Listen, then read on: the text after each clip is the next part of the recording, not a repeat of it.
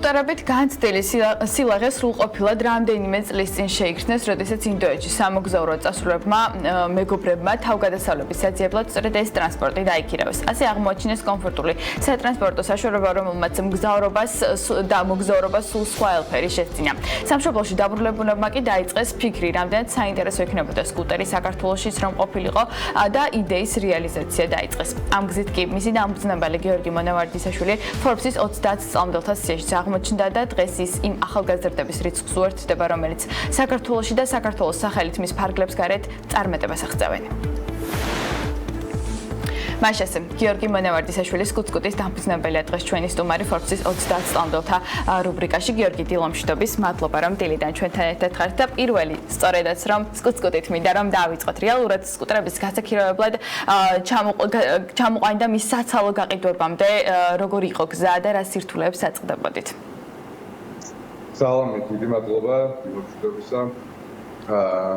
ჩვენ დაახლოებით 4 წლის წინ დავიწყეთ ეს საქმე, თავიდან გაქირავებას ვაკეთებდით, თუმცა მალევე შევნიშნეთ, რომ საქართველოში არის ამ ტრანსპორტის კულტურა არ იყო და ძალიან ბევრი ადამიანი საერთოდ მოსმენილს კი არ ქონდა ამ ტრანსპორტის შესახებ, იმის რომ თავი დავანებოთ, რომ ტარება არავინ არ იცოდა. შესაბამისად, გადაწყვიტეთ, რომ უფრო მეტად საქართველოში ამ ტრანსპორტის კულტურაზე გვესრულნა და დაგვეფუძნებინა როგორც სატრანსპორტო საშუალება. მანამდე ძალიან ცოტა ადამიანი თუ იყენებდა გადასაადგილებლად კონკრეტულად. თუმცა ეს ბაზარი გიორგი დღეს რეალურად ძალიან სწრაფად მზარდია.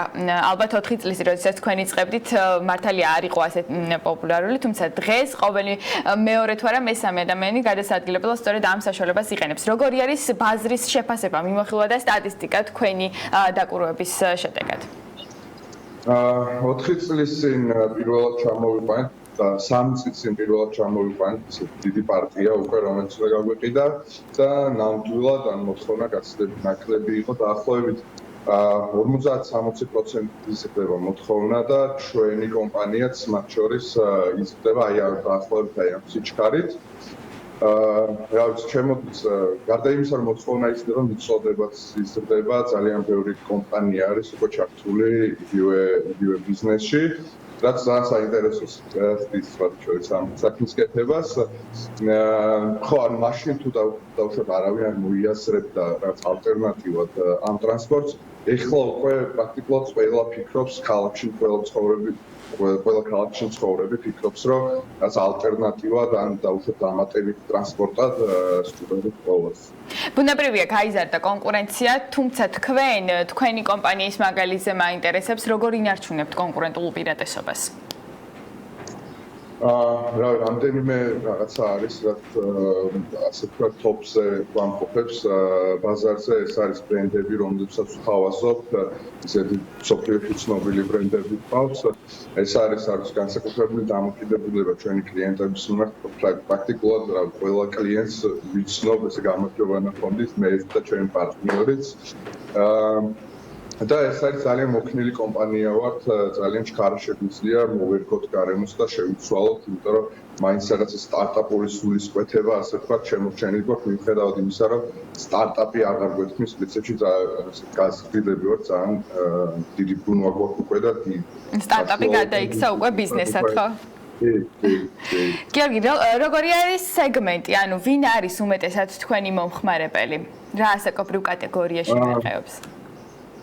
მაგაზე უკეთესად პასუხს გაგცემდით ალბათ თავიდან ვიწყებდით, იმიტომ რომ რაღაც უფრო კონკრეტული სეგმენტები იყო დავუშვათ ეს delivery ბიზნესი, იყო უფრო მეტად რაღაც ახალგაზრდები და რაღაც ცოტა უფრო არის თავისუფალი ადამიანები თუ შეიძლება ასე ვთქვათ, თუმცა ეხლა უკვე ძალიან ბევრ სხვადასხვა სეგმენტში არის მოთხოვნა გაზრდილი, არიან როგორც ახალგაზრდები, არიან დავუშვათ ხელოსნები, რომელსაც თავისი საქმის წარმოებისთვის სჭირდებათ ეს ტრანსპორტი, ახალგაზრდები, სტუდენტები, რა თქმა უნდა, ბევრი არის delivery ბიზნესი არის ძალიან გაზრდილი და delivery-ის წილი.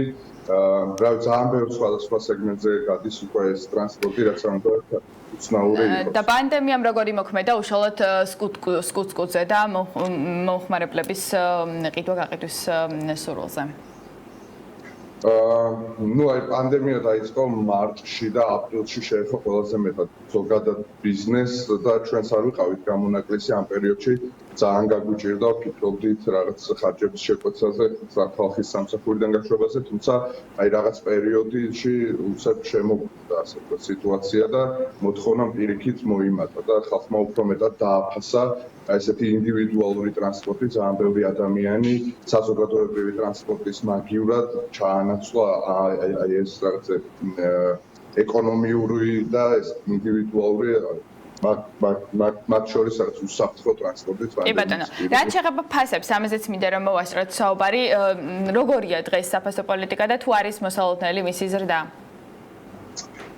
პრაქტიკულად ბოლო დაახლოებით 2 წელია ფასები სამწუხაროდ ცოტა იზრდება, ეს ამას განაპირობებს ძალიან ბევრი რაღაცა, მათ შორის ჩინეთში კონტეინერების დანაკლისი, რამაც ტრანსპორტირების ფასი აწია, კონტეინერების დანაკლისმავე კინაზე მოთხოვნა გაზარდა, შესაბამისად კინის პროდუქციის ფასიც გაიზარდა და ამანაც შეუწყო ფასების ზრდა, თუმცა სულ არის მუშაობა უფრო რაც ხელმისაწვდომი პროდუქტების მოძიებაზე, უფრო ისეთი ახალი მწარმოებელი ქვეყნების მოძიებაზე და ასე შემდეგ.